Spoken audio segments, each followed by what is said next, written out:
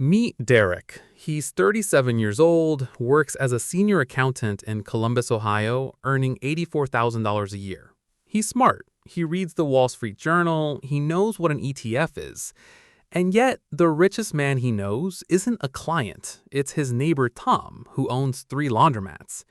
Tom didn't go to college. He doesn't talk about disruption or scaling or growth hacking. He talks about quarters, actual coins. And somehow, Tom retired at 52 with more net worth than half the doctors in their zip code. This is the moment Derek realized something uncomfortable. He had spent 15 years chasing the wrong kind of business. Here's why that mistake is so common, and why the businesses that actually build wealth are almost never the ones we're taught to admire. Psychologists call it the availability heuristic. We judge how common or valuable something is by how easily examples come to mind. And what comes to mind? Tech startups, IPOs, founders on magazine covers. Nobody puts a septic tank company on the cover of Forbes. But according to industry data, unglamorous service sectors like plumbing, HVAC, and waste management post some of the most consistent net margins in the entire small business economy, often in the 15 to 25% range, year after year. Meanwhile, the U.S. Bureau of Labor Statistics has tracked small business survival for decades, and the numbers are humbling. Roughly 20% of new businesses fail within the first year, and about half fail within 5 years. Tech and restaurant startups sit at the riskier end of that curve. Laundromats, vending routes, and property management firms sit at the safer end, because people always need clean clothes, snacks, and a place to live, in good economies and bad ones. Charlie Munger put it simply: invert. Always invert. Instead of asking what business sounds exciting, ask what business is nearly impossible to kill.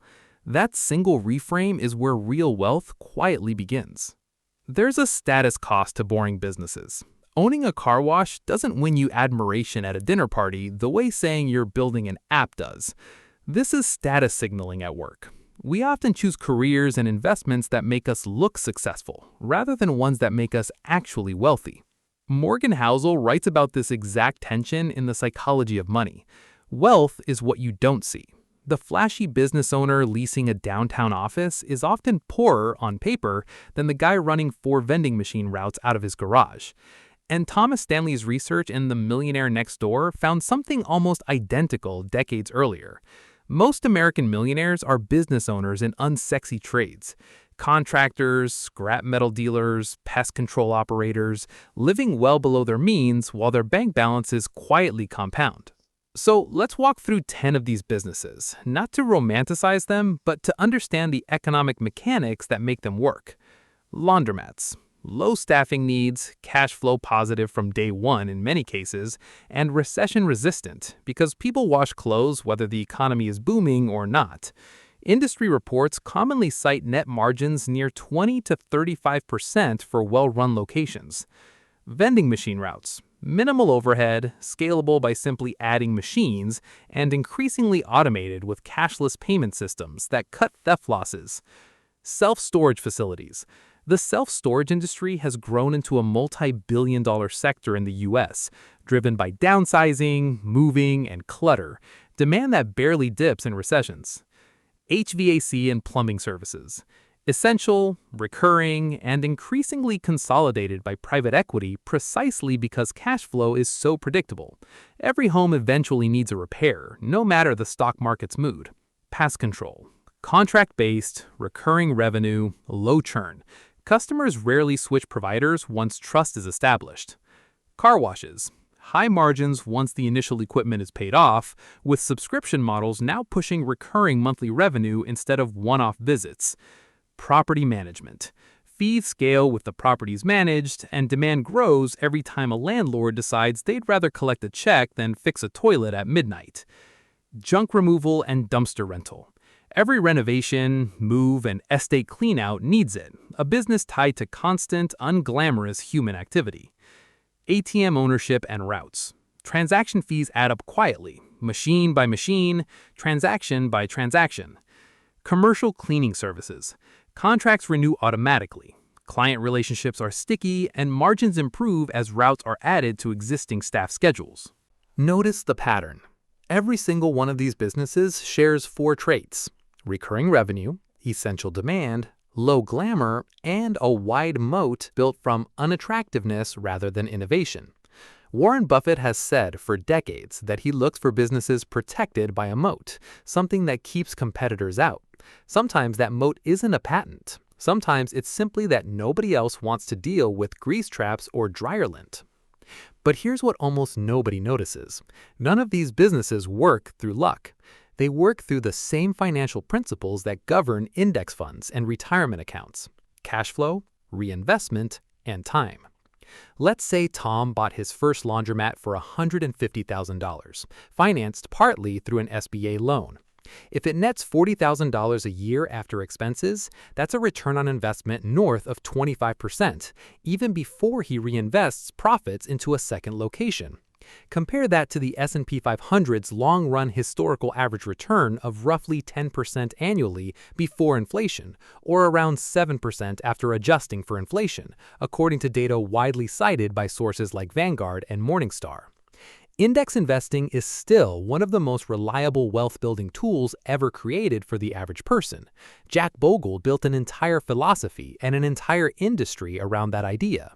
But a well-run small business can compound faster if and only if the owner avoids the trap that kills most of them, treating cash flow like a paycheck instead of capital to redeploy. This is where opportunity cost and capital allocation come in. Every dollar Tom pulled for a vacation was a dollar that didn't buy a second laundromat.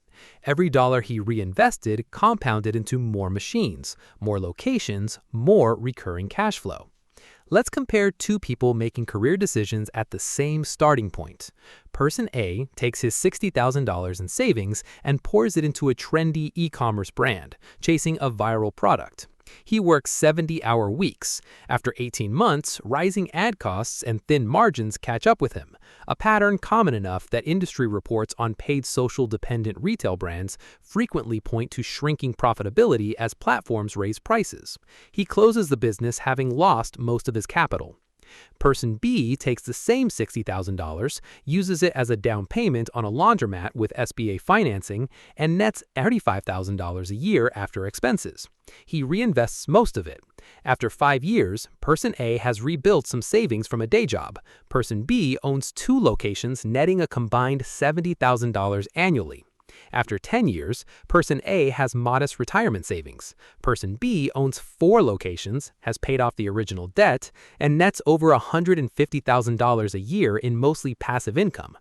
After 20 years, Person A is still working, hoping Social Security and a 401k are enough.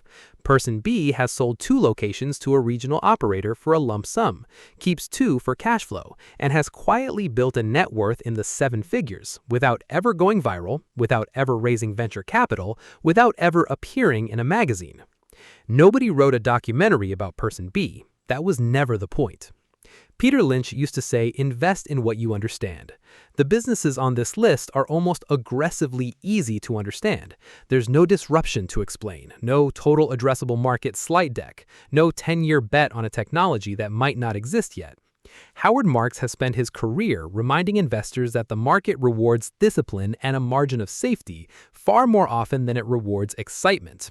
The same is true outside the marketplace entirely. Boring businesses build wealth the same way boring habits build health, quietly, consistently, without an audience. Derek eventually sold his index fund allocation strategy to himself all over again, but he also did something else. He started looking, seriously, at a vending route 2 towns over. Wealth doesn't announce itself. It just keeps showing up, one unglamorous transaction at a time.